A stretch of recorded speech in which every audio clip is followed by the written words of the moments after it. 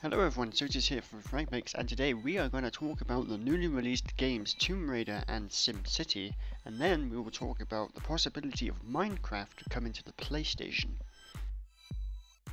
Tomb Raider was released yesterday, not to be confused with the original Tomb Raider series from 1996. This is not a continuation, this is a complete reimagined Lara Croft.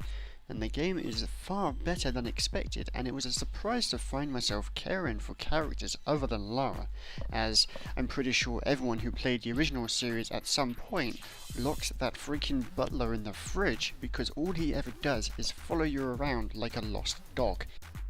The main reason I care about characters this time is because they show you clips before you get to the island where the game is set, and this helps you understand the characters and care for them.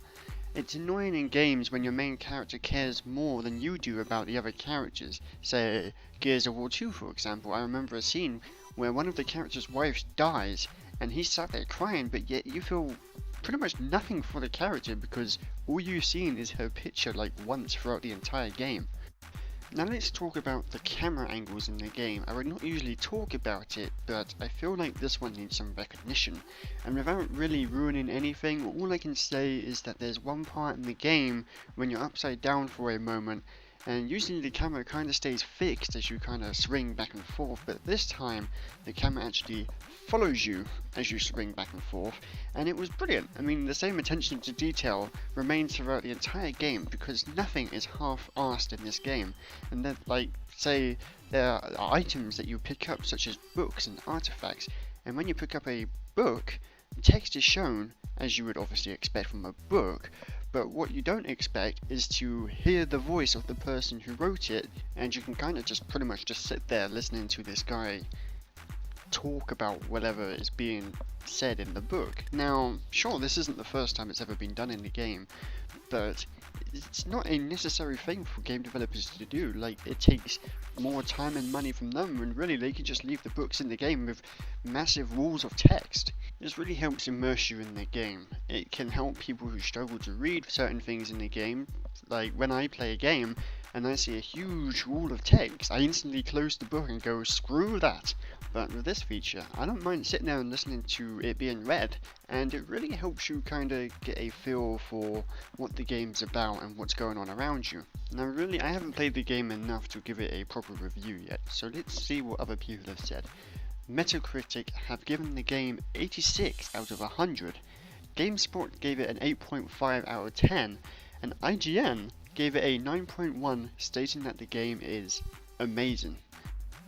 Moving swiftly on, another amazing title that was released today is SimCity. Oh, I have been waiting for this for such a long time, but unfortunately I can't get it right now, so reliving my gaming memories will have to wait.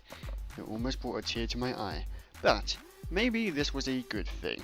The game cannot be played without an internet connection. What? Are you crazy? That's insane. Who on earth would be behind making a game that requires an internet connection? Oh. EA, oh dear. Here we go again. It gets better. EA will only let you play the game if you have an internet connection, and you have to have the game on Origin. Seriously, EA, nobody likes Origin. And here's the best part, on the first day of release, the game servers were down, so no one could actually play the game. Come on, EA. What the hell were you thinking? You have server issues every time you release a game. Don't release a game that requires an internet connection. Yeah, there are some parts of SimCity where you can like share electricity with your neighbors or send them all your trash and pay them, but come on. I'm probably gonna play SimCity in single player. I don't want other people bugging me. At least make it so you can play it without having to have an internet connection. I travel a lot. I want to be able to play my games on the move so I don't get bored. So having this amazing game require an internet connection really sucks. Unfortunately, due to the server issues on the first day, many game critics have given a bad score to SimCity. Now whether or not the scores are going to improve once all the server issues have been sorted, who knows. But really, the main issue with this game is that it requires internet and that it requires Origin. Bad moves, EA. Bad moves.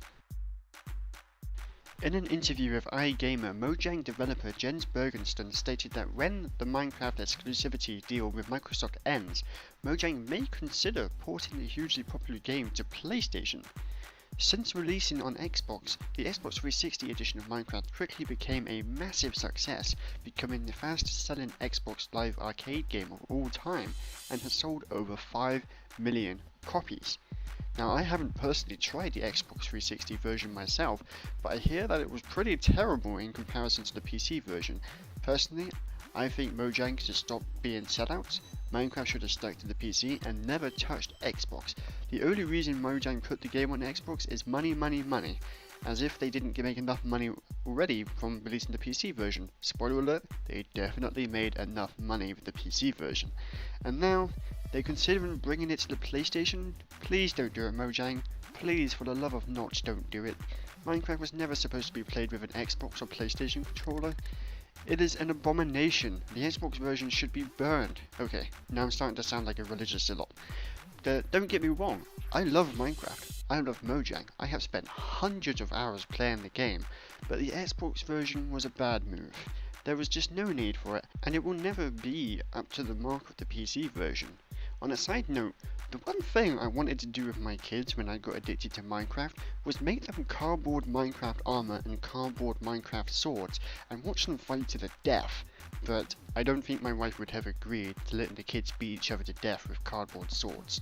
And I shall leave you with that mental image. Thank you everyone for watching. Be sure to like and subscribe if you haven't already. Leave a comment down below about anything we talked about, and I will see you next time.